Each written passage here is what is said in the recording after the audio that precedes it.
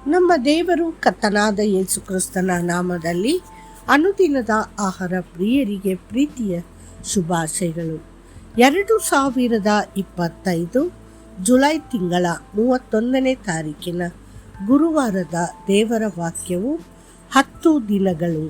ನೀವು ಅನುಭವಿಸಲಿರುವ ಕಷ್ಟಗಳಿಗೆ ಹೆದರಬೇಡಿರಿ. ನಿಮ್ಮನ್ನು ಪರೀಕ್ಷಿಸುವುದಕ್ಕಾಗಿ ಸೈತಾನನು ನಿಮ್ಮಲ್ಲಿ ಕೆಲವರನ್ನು ಸೆರೆಮನೆಗೆ ಹಾಕುವನು ಮತ್ತು 10 ದಿನಗಳ ಕಾಲ ನೀವು ಹಿಂಸೆಯನ್ನು ಅನುಭವಿಸುವಿರಿ ಎಂದು ನಾನು ನಿಮಗೆ ಹೇಳುತ್ತೇನೆ. ಪ್ರಕಟಣೆ 2:10.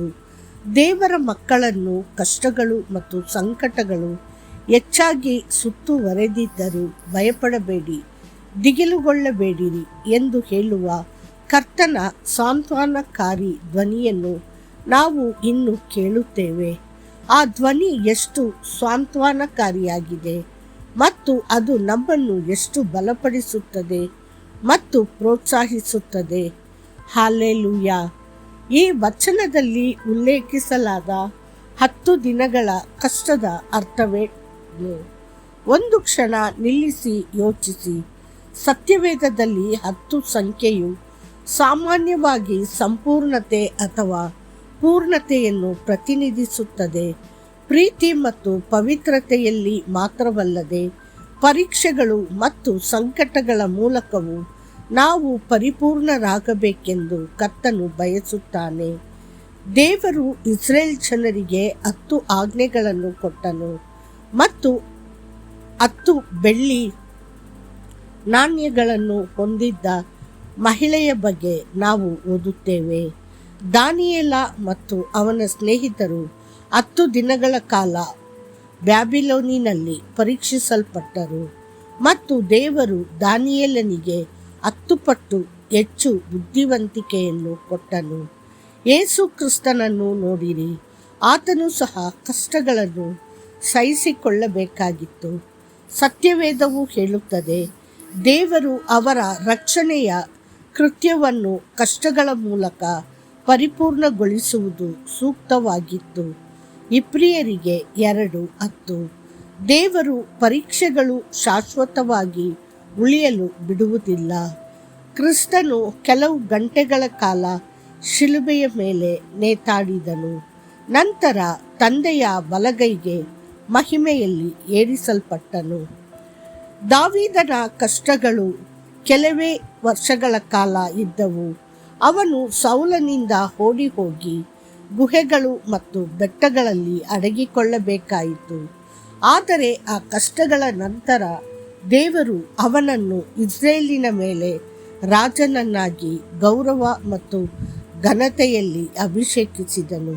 ಆ ಕಷ್ಟಗಳೇ ಕರ್ತನಲ್ಲಿ ಅವನ ನಂಬಿಕೆಯನ್ನು ಬಲಪಡಿಸಿದವು.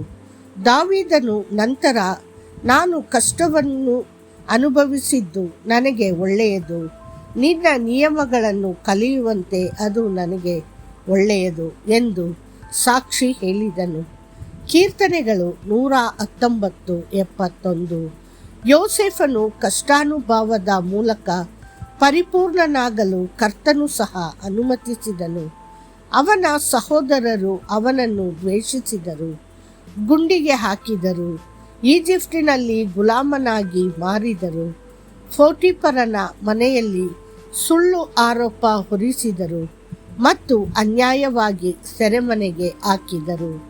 ಆದರೆ ಕೊನೆಗೂ ಆ ದಿನ ಬಂದಾಗ ದೇವರು ಅವನನ್ನು ಇಡೀ ಈಜಿಪ್ಟಿನ ಆಡಳಿತಗಾರನನ್ನಾಗಿ ಎತ್ತಿದನು. ಒಂದು ಕಾಲದಲ್ಲಿ ಅವನನ್ನು ತಿರಸ್ಕರಿಸಿದ್ದ ಅವನ ಸ್ವಂತ ಸಹೋದರರು ಅವನ ಮುಂದೆ ನಮಸ್ಕರಿಸಿದರು. ಅವನ ಎಲ್ಲ ಕಷ್ಟಗಳು ಮತ್ತು ಸಂಕಟಗಳು ದೊಡ್ಡ ಆಶೀರ್ವಾದಗಳಾಗಿ ಮಾರ್ಪಟ್ಟವು. ದೇವರ ಪ್ರಿಯ ಮಗುವೆ, ನಿನ್ನ ಪರೀಕ್ಷೆಯು ಬೇಗ ಮುಗಿಯುತ್ತದೆ. ಅದನ್ನು ಅನುಮತಿಸಿದ ಕರ್ತನು ಬೇಗ ನಿನ್ನನ್ನು ಮೇಲಕ್ಕೆತ್ತುವನು. ಮತ್ತಷ್ಟು ಹೆಚ್ಚಿನ ಧ್ಯಾನಕ್ಕಾಗಿ ನಾವು ಆತನ ಬಾಧೆಗಳಲ್ಲಿ ಪಾಲುಗಾರರಾಗಿದ್ದರೆ ಆತನ ಮಹಿಮೆಯಲ್ಲಿಯೂ ಪಾಲುಗಾರರಾಗುವೆವು. ನಮ್ಮ ಇಂದಿನ ಬಾಧೆಗಳು ನಮ್ಮಲ್ಲಿ ಪ್ರಕಟವಾಗುವ ಮಹಿಮೆಗೆ ಹೋಲಿಸಲು ಯೋಗ್ಯವಲ್ಲವೆಂದು ನಾನು ಎಣಿಸುತ್ತೇನೆ. ರೋಮಾಪುರದವರಿಗೆ 8, 17 ಮತ್ತು 18. ಕರ್ತನು ನಿಮ್ಮನ್ನು ಆಶೀರ್ವದಿಸಲಿ. ಆಮೇನ್.